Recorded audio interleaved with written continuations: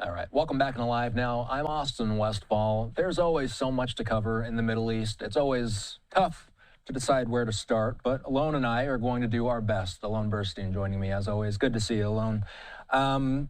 There's Gaza that I want to talk about. There's meetings about nuclear talks. There's Houthis. There's a lot going on right now.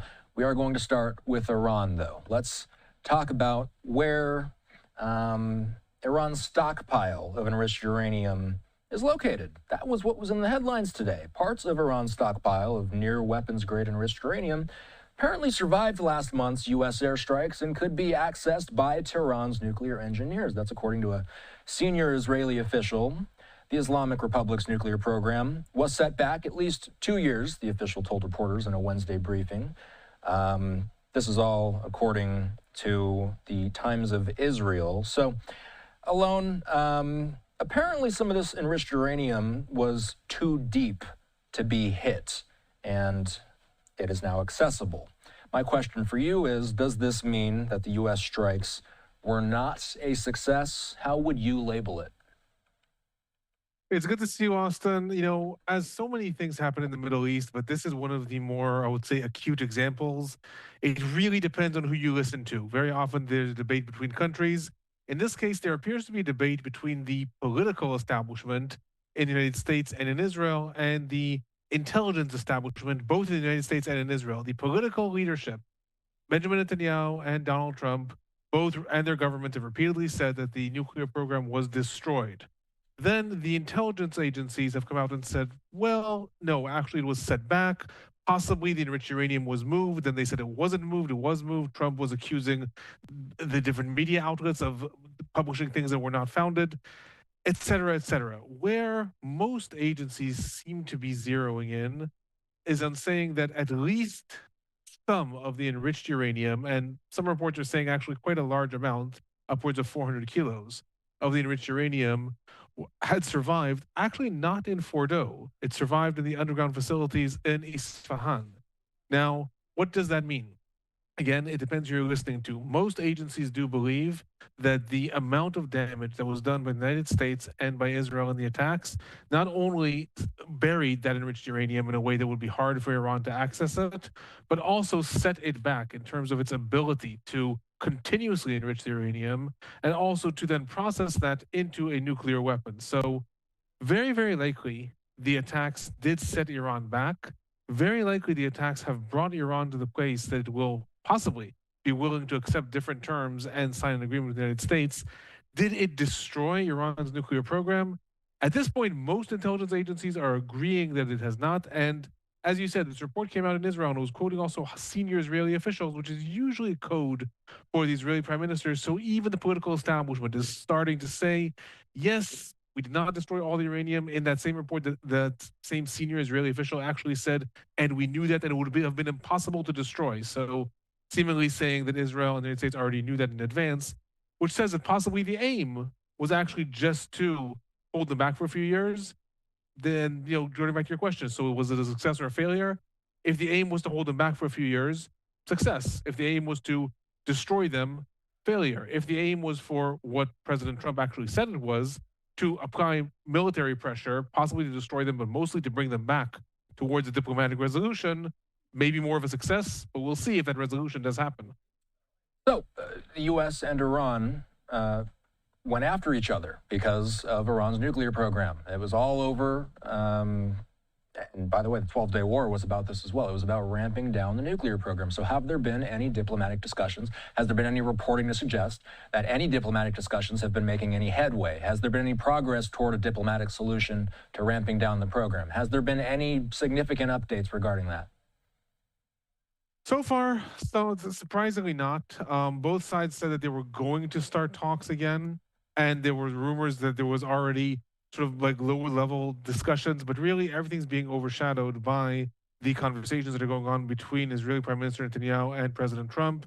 And, you know, one of the disadvantages of having Steve Witkoff, sort of Trump's man to everything, to the negotiations between Russia and Ukraine, the nuclear talks with Iran, the talks between Israel and Hamas, is factually, he is busy. You know, he may have all the talents in the world, but he is one man. Right now, the highest level of negotiations are happening between Israel and Hamas, and Steve Witkoff is busy with that. That's not to say the negotiations are not happening behind the scenes, laying the groundwork between the United States and Iran, but right now, the sides have not actually had any breakthroughs in terms of coming closer to some sort of resolution.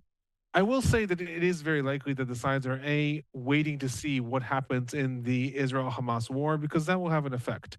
If that war does start spiraling down and the Houthi attack starts spiraling down, that's going to blow wind in the sails of diplomatic resolutions.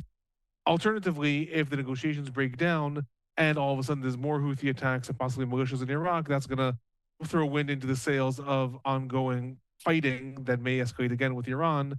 A big thing that's happening also is the Israeli pressure on the United States. Israel, specifically Prime Minister Netanyahu, we're seeing in the pictures right now, is working very hard to try to convince the United States, number one, that a diplomatic resolution is not enough. It has to be enforced by military pressure, style what happened with Hezbollah in Lebanon. Israel wants a diplomatic resolution, but any violation of it will then justify an Israeli or a U.S. attack.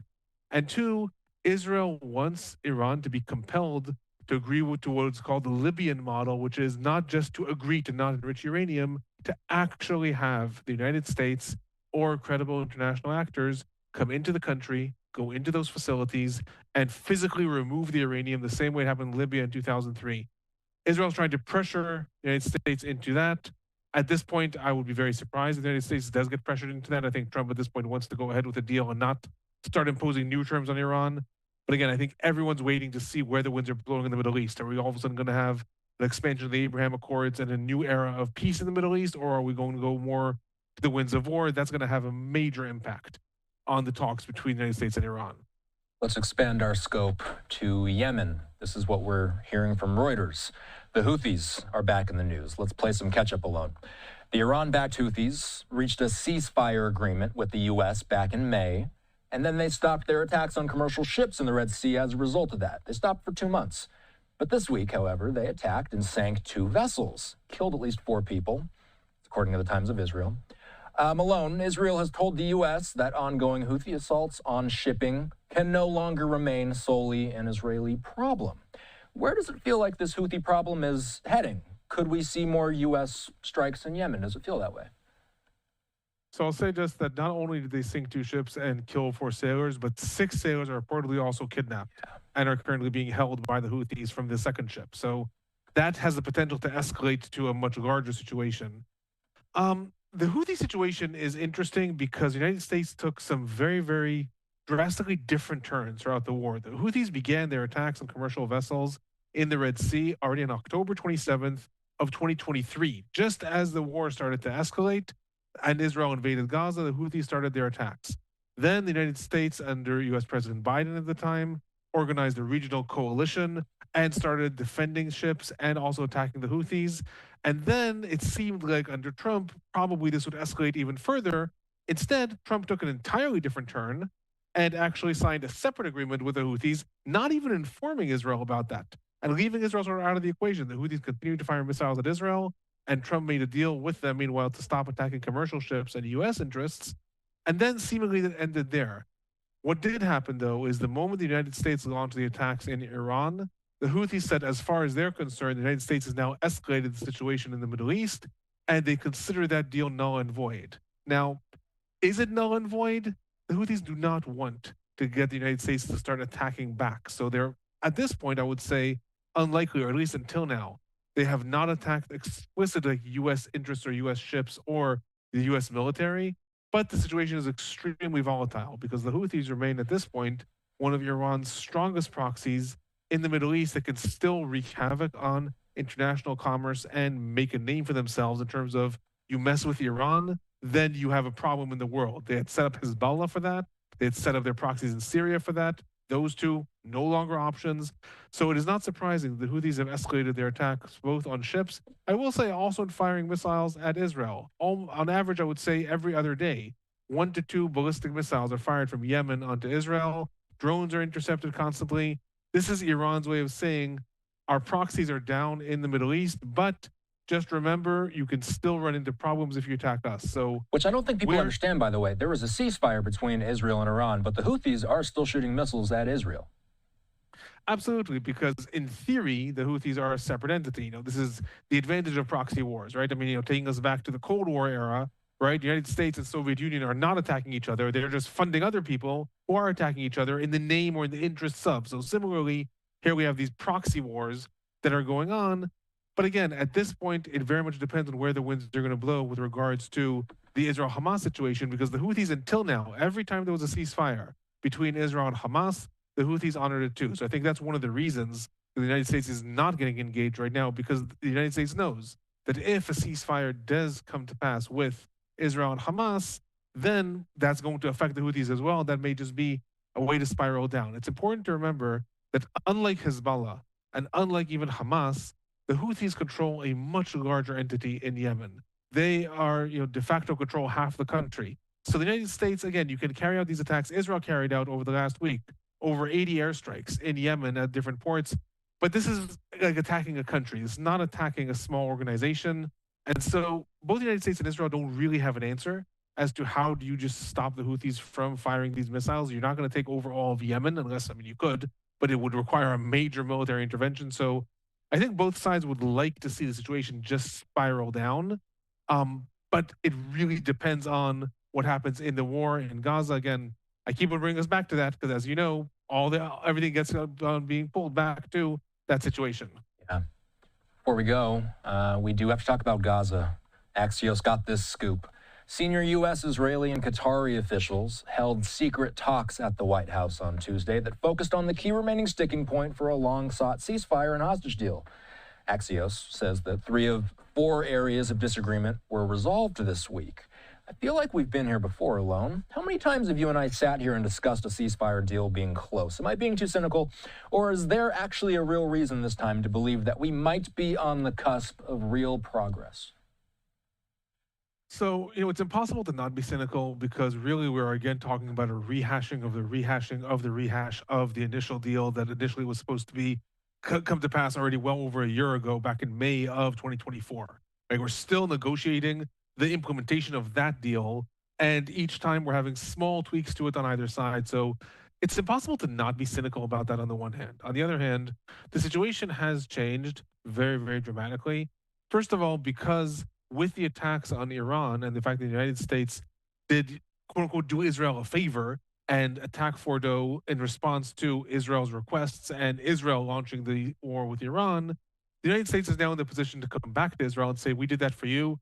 Now we want you to do this for us. 1.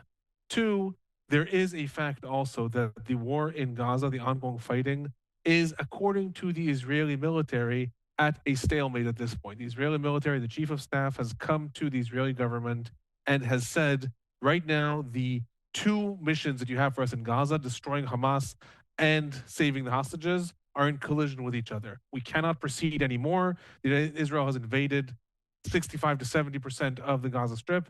It does not want to invade more because it will endanger the hostages. So the military is also coming to the government and saying, military pressure is not taking us any further. So we have pressure from the United States, and specifically President Trump, on an Israel that's very dependent on Trump. And then you have also the military not going anywhere. Then you have Hamas. Hamas is at a weaker point than it was in the past. It has lost the backing of Syria. It has, to some extent, lost the backing of Hezbollah. Hezbollah didn't do anything when Iran was attacked, so let alone it's not doing anything with regards to Gaza. A lot of its leadership has been assassinated, and Iran is in a more weakened position. So Hamas, to some extent, is also in the position all of a sudden to be agreeing to more flexibility. I will say, though, unlike Israel and unlike the United States, Hamas is, because it is with its back against the wall, also has nothing to lose. So the military leadership in Gaza is saying, yes, it's true, we're in the weakest position, but therefore, if we do not hold out for a complete ceasefire and force Israel to withdraw, we're not going to be able to come back. We're not going to be able to do a ceasefire and then actually come back from that. So all sides are at a crossroads and they might be able to now go over the last hurdles, but everything is extremely volatile. If you have another minute, I'm going to just talk about what Witkoff said specifically with regards to the conditions, right? The 4 things they said were the obstacles, and that 3 of them have been resolved. Most of the terms of the deal have been worked out because they've been worked out long before. But the main obstacles until now have been one, the distribution of humanitarian aid. Hamas wants the distribution of humanitarian aid to go back to a model of being distributed through the United Nations because Hamas took over a lot of the aid and Israel wants it to go through a different model. That was one obstacle. A second obstacle is the question of the IDF redeployment. The IDF has taken up a lot of advanced positions in the Gaza Strip and has carved the Gaza Strip up, but is in control of the Morag corridor in all kinds of positions in Gaza. And Hamas wants to see it withdraw back to its positions of March of 2025, and Israel's refusing. Obstacle number two. Obstacle number three, questions of which hostages will be released and how many Palestinian prisoners. And obstacle number four is the fact that Hamas demands a complete ceasefire and an end to the war. It wants negotiations on an end to the war, not just a 60-day truce, and Israel is disagreeing. The reason I bring that up is because Steve Witkoff said 3 out of the 4 have been resolved. Different reports, though, are saying what is that one. Reports in Israel are saying that the main obstacle remains the IDF redeployment in the Gaza Strip. Other reports are saying from Qatar that, in fact, this question of the humanitarian aid distribution is the one that has not been resolved yet. Some people are saying that Hamas has gotten guarantees from the United States that there will be no return to fighting. Israeli Prime Minister Netanyahu said, no, there might be return to fighting if Hamas doesn't disarm. So there seems to have been advances, but at this point, it is actually unclear to us what has been agreed upon and what not. And I would bet that Steve Witkoff is more putting that out there to try to continuously blow positive air into the winds of the negotiations, saying we're almost there, we're almost there. Some rumors saying that we're going to have a declaration of an agreement already on Saturday. Other reports in Israel are saying it's going to take at least another week or two. We'll know more as time goes on.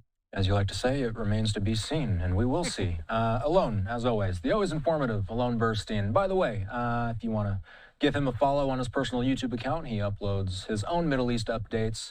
Great stuff. Alon, as always, good to see you. Have a good night.